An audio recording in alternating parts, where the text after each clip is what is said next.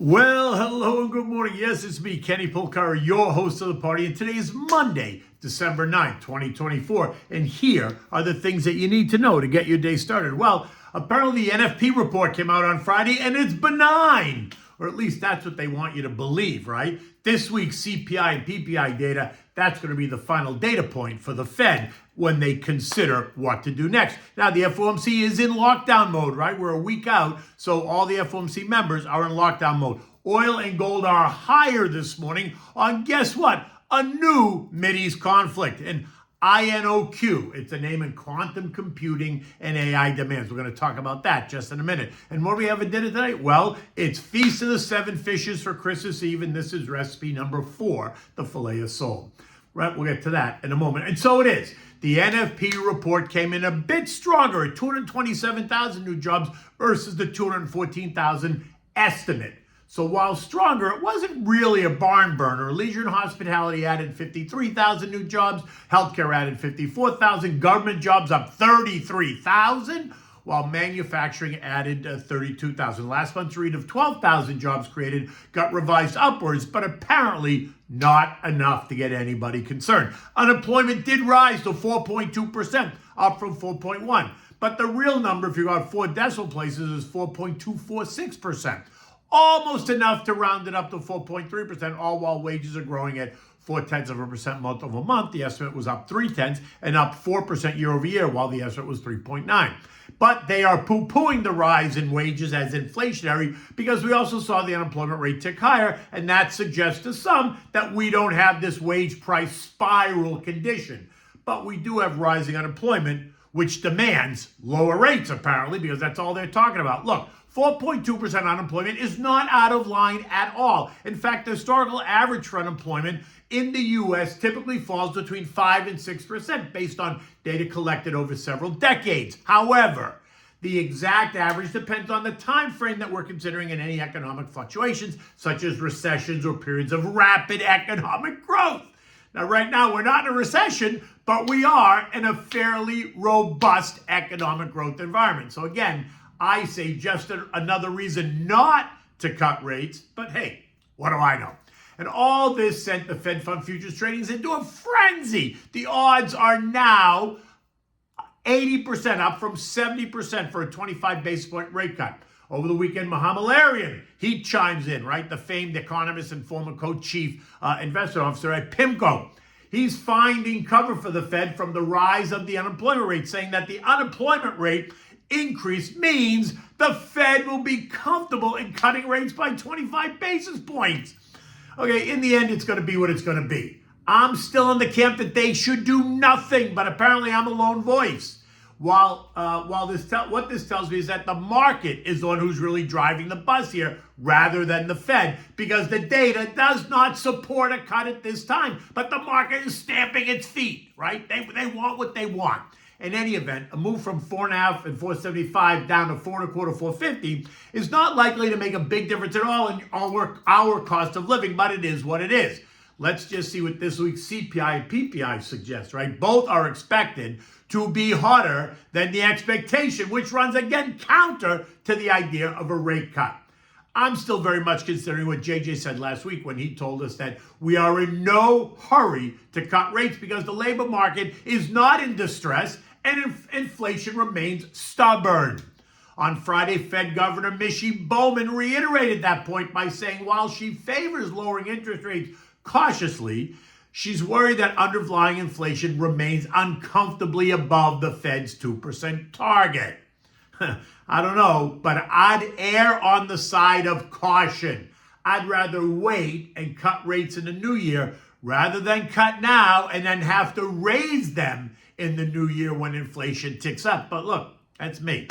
In the end, if we get that rate cut, I think it's because the Fed is getting pressure from the current lame duck administration that does not want to cause any disruption for stocks into the year end, considering it's been a great year, right? Markets are up big. So let's just do what they want now. But once the new year comes and Donnie takes the reins, then you can do whatever you want, which suggests to me that they're going to keep the market right here through December by cutting rates and offering, support for the market. And then they'll let it correct once the new year begins and the slate gets wiped clean. Remember, because it's January 1st, everyone starts all over again, which is why I'm telling you as a long-term investor, just be patient. By the time the market closed on Friday, the Dow lost 123 points. The S&P gained 15, once again kissing just 6,100. The NASDAQ gained 160 points. The Russell was up 13. The Trent was lost 100 points, while the equal-weighted S&P once again gave up 7 points.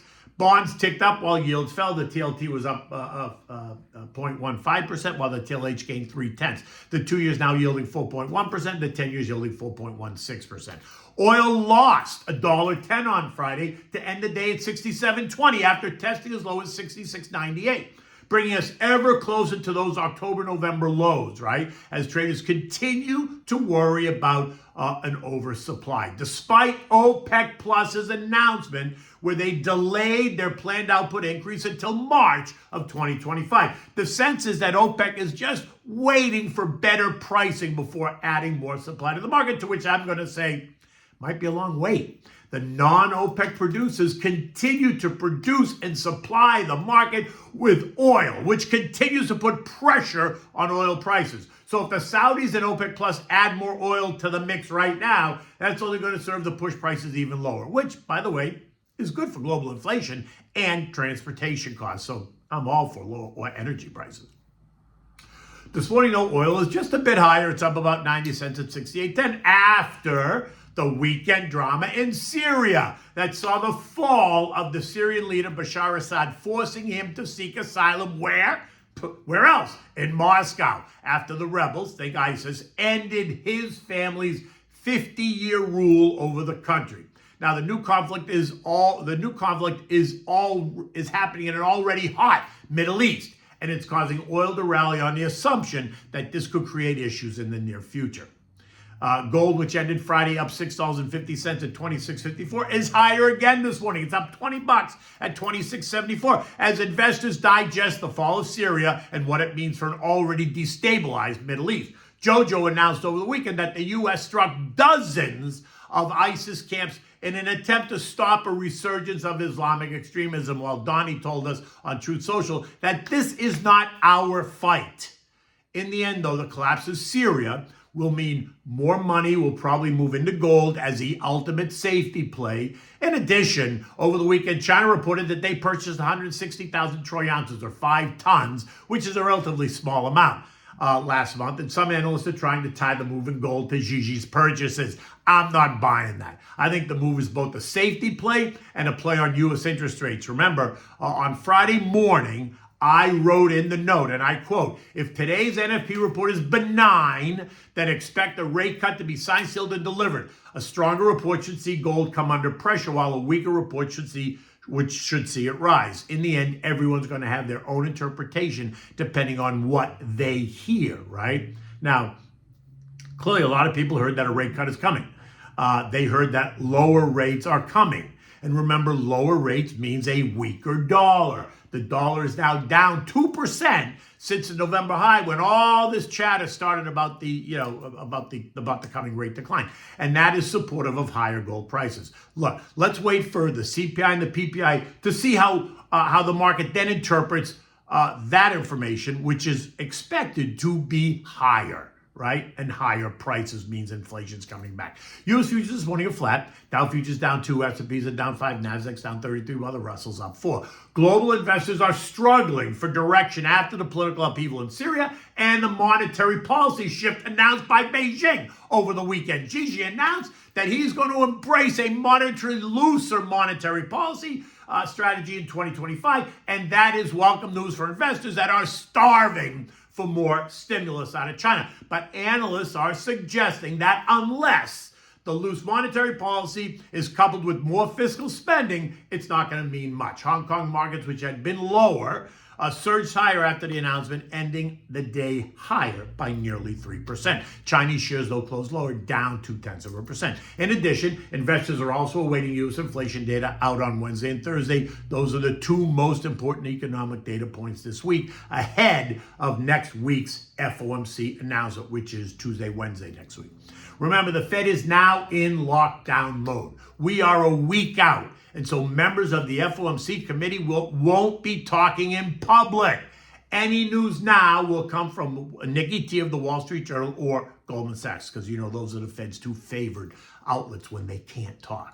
European markets are flattish. Germany, Spain, and Italy are just a bit low, while the Euro stocks, the UK, and France are just a bit higher. Investors there are weighing what the newest turmoil in the Mideast might mean for the ongoing geopolitical conflict and what the latest China news may mean for trade. The S&P ended the day up 15 points on Friday at 6,090. Again, just short of entering yet another new century mark in 2024. At this point, I would just let the long-term portfolio ride, making last-minute changes only due to some tax planning issues. I wouldn't be making big changes. I, for one, am not making any changes in my long-term portfolio during the last 3 weeks of the year. I'm sitting back, enjoying my gains for the year. I am not chasing, but nor am I selling. Like I said, new money is just sitting in a government money market fund earning 4.25% while I wait for the new year. In the end, patience is always a virtue. Your trading account, though, is a different story.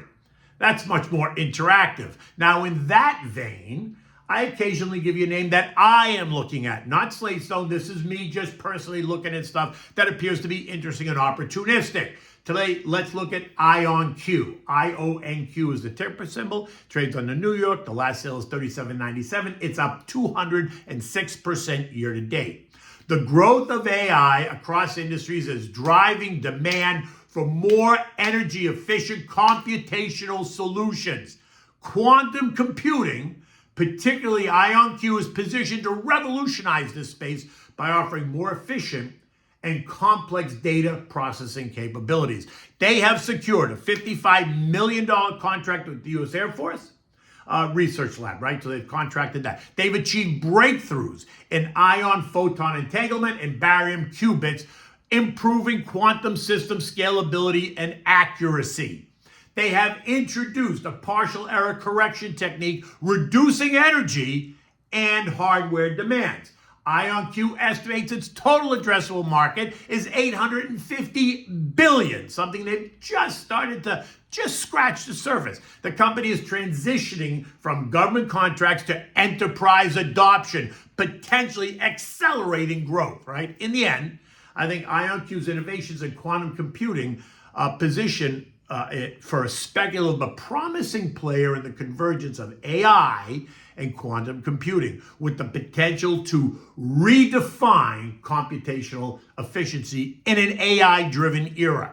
Now, as always, you need to do your own homework before buying or adding anything to your portfolio. These are just names that I'm looking at that I'm just giving you to consider, but you need to do your own homework. Now, if you have long-term money to put to work, like I said, I would say do nothing until the new year, when I expect the market's going to reprice and then reprice lower. If you want to, you can go to my website, slatestone.com, click on the link that says contact us, put KP in the message box. I'm happy to reach out to discuss creating a long-term wealth building portfolio for you that's going to serve you and your family well into the years ahead. Remember, long-term investing is a marathon. It is not a sprint. So go into it understanding that and knowing that, and then building a portfolio that reflects that. Okay, so what do we have for dinner tonight? So remember, we're in the Feast of the Seven Fishes for Christmas Eve. This is recipe number 4. It's simple. It's Italian-style filet of sole. It is delicious. It's even better the next day if you make a fisherman jig out of it. But this is simple to make. It's one of my personal favorites, and it is one of the 7 dishes that we serve on Christmas Eve, right? So I never substitute this one. For this, you need the filet of sole, you need eggs, Italian-style breadcrumbs, you need flour, olive oil, and tartar sauce. You beat the 6 eggs in a large bowl to make like an egg wash. You place flour on a separate plate, and then you place the Italian seasoned breadcrumbs in a separate plate or bowl, whatever you're going to use. Then you make the production line, right? First it's flour, then it's eggs, then it's the breadcrumbs. So you take the filet of sole, cut it into nice pieces, dredge it in the flour, shake off the excess flour, drop it into the egg wash, then take it from the egg wash and place it on the plate of breadcrumbs and make sure the breadcrumbs get stuck to both sides of the fish, right? Cover it, press it down, make sure the breadcrumbs stick. Now, using a fork, you use the back of a fork to press the fish into the breadcrumbs and all that stuff. And then when it's done, take the breaded piece of fish and put it on a clean plate. Repeat that until you've done all the fish. Now, turn your oven to broil and pour the olive oil in a broiling pan, right? Maybe like 1/8 of an inch into the pan. You don't want it to be sopping in oil, but you have to have enough that you can broil the fish. Now, put it under the broiler, let the oil get hot, but be careful to watch this. You don't want to walk away because the oil will burst into flames if you don't do this correctly. So don't put it right up against the heat, put it down one level. Now, take a pinch of the breadcrumbs and toss it into the pan. If they sizzle, then the oil's ready. Now, take the fillets, put it in hot oil, put it down, and then flip it over to the other side, fill the pan, and then put it under the broiler till they turn nice golden brown. When those are golden brown on that side, pull it out with a spatula very carefully, flip them over, put them back under the broiler so the other side turns golden brown. Once that's done, take them out, you remove them, you put them on a serving platter to join the other fish dishes on your Christmas Eve buffet. You always have to make sure you get tartar sauce on the side because that's how you have to eat this. Now, if there are any leftovers, you get ready because it makes a great fish fillet sandwich the next day. But you got to make sure you got Italian bread, which you're going to toast. You're going to melt some provolone cheese on it. You're going to add the bit of tartar sauce. You're going to put the other bread on it, cut it in half. Oh my God, it is so delicious. In any event, it's a beautiful day here in South Florida. Not sunny, but it is about 74 degrees out today. That's what it's going to be. So it's going to be a beautiful, mild, gorgeous day once again in South Florida. Until tomorrow, take good care.